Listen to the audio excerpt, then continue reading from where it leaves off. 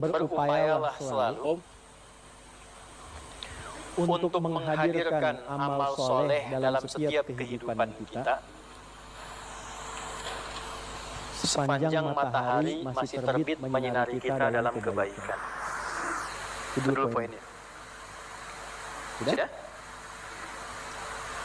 Dua, berupayalah belajar dari musibah hidup untuk memperbaiki kekurangan-kekurangan hidup yang sebelumnya pernah dilakukan. Tiga, awas, ini belum selesai kesimpulannya. Tidak ada manusia yang sempurna. Pasti sepanjang kita bukan Nabi dan Rasul pernah berbuat salah. Itu pasti.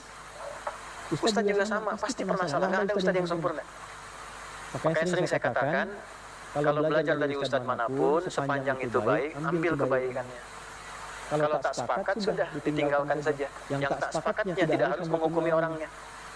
Itu paling gampang supaya kita nggak punya urusan di hari kiamat nanti. Jelas? Karena sepanjang manusia bukan Nabi, bukan Rasul, pasti punya apa? Salah, nggak ada yang sempurna. Orang yang baik itu adalah orang yang belajar dari kesalahannya untuk memupuk kesolehan di masa kehidupannya. Kalimat paling gampangnya gini, kalau mau dibikin status boleh ya. Betul, dan itu Allah sangat mencintai. Allah sangat cinta.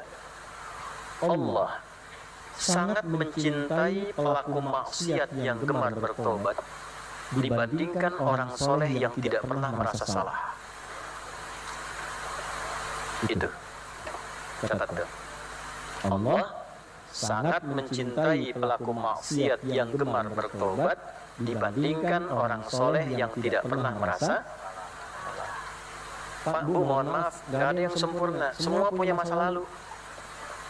Makanya kenapa harokatnya fathah, supaya dibuka masa lalu itu, membuka masa depan yang lebih baik.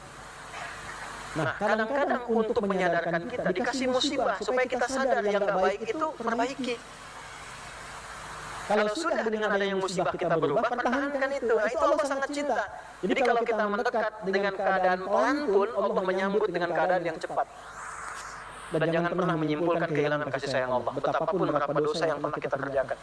Sampai turun surat tuh, surat 39 ayat 53. Qul ya ibadiyalladzina asrafu ala anfusihim la taqnatu min rahmatillah. Muhammad, katakan, sampaikan, viralkan pada hamba-hambaku yang sudah berumur maksiat, jangan menyimpulkan gak akan pernah mendapat kasih Allah.